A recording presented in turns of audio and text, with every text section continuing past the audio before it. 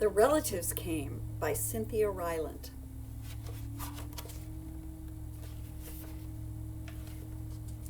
It was in the summer of the year when the relatives came.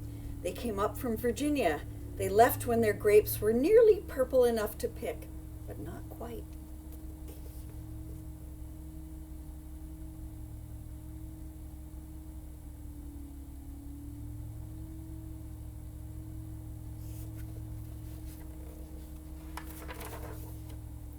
They had an old station wagon that smelled like a real car, and in it they put an ice chest full of soda pop and some boxes of crackers and some bologna sandwiches, and up they came from Virginia. They left at 4 in the morning when it was still dark, before even the birds were awake.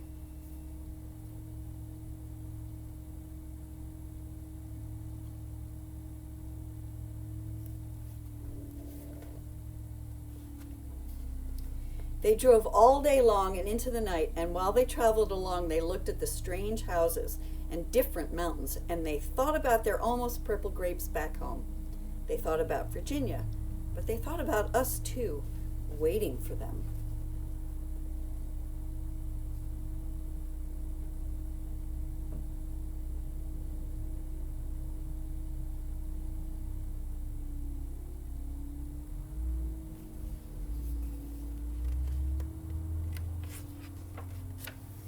So they drank up all their pop and ate up all their crackers and traveled up all those miles until finally they pulled into our yard.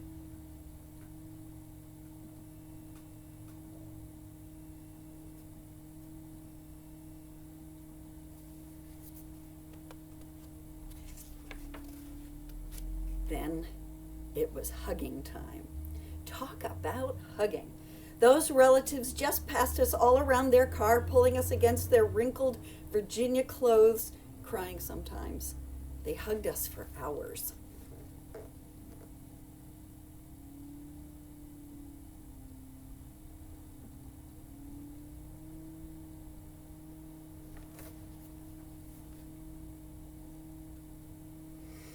Then it was into the house and so much laughing and shining faces and hugging in the doorways.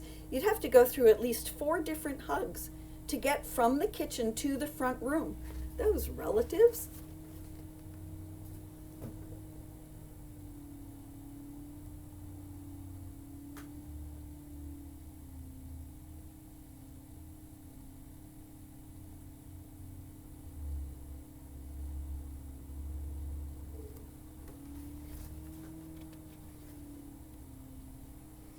And finally, after a big supper, 2 or 3 times around until we all got a turn at the table, there was quiet talk, and we were in 2s and 3s through the house.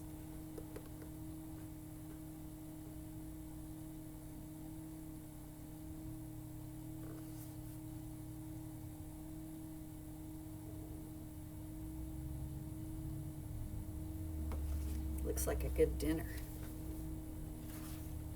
The relatives weren't particular about beds, which was good, since there weren't any extras. So a few squeezed in with us, and the rest slept on the floor, some with their arms thrown over the closest person, or some with an arm across one person and a leg across another.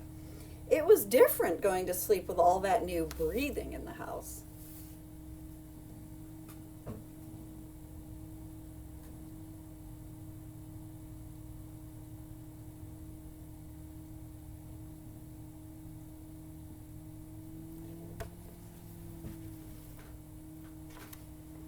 The relatives stayed for weeks and weeks. They helped us tend the garden, and they fixed any broken things they could find.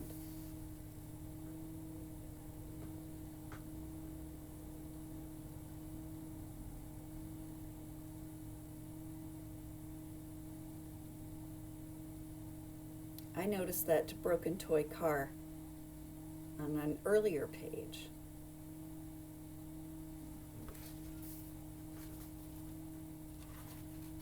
They ate up all our strawberries and melons, then promised we could eat up all their grapes and peaches when we came to Virginia.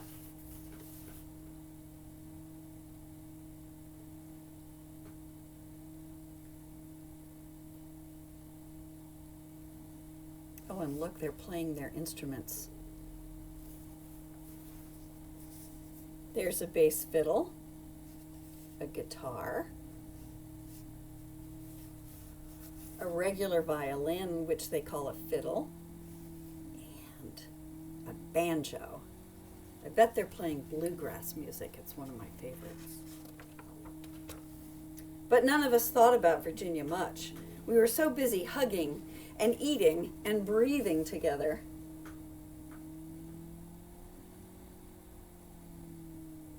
Oh, someone's being silly when they're trying to take a family picture. I think the silly pictures are the best. Finally, after a long time, the relatives loaded up their ice chest and headed back to Virginia at 4 a.m. We stood there in our pajamas and waved them off in the dark. We watched the relatives disappear down the road. Then we crawled back into our beds that felt too big and too quiet. We fell asleep.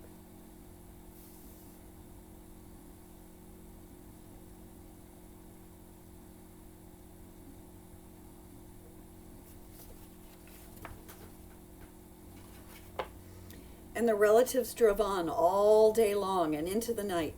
And while they traveled along, they looked at the strange houses and different mountains, and they thought about their dark purple grapes waiting at home in Virginia.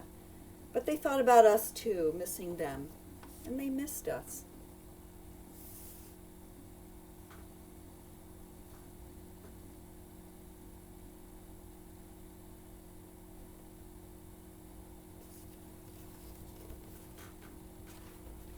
And when they were finally home in Virginia, they crawled into their silent, soft beds and dreamed about the next summer.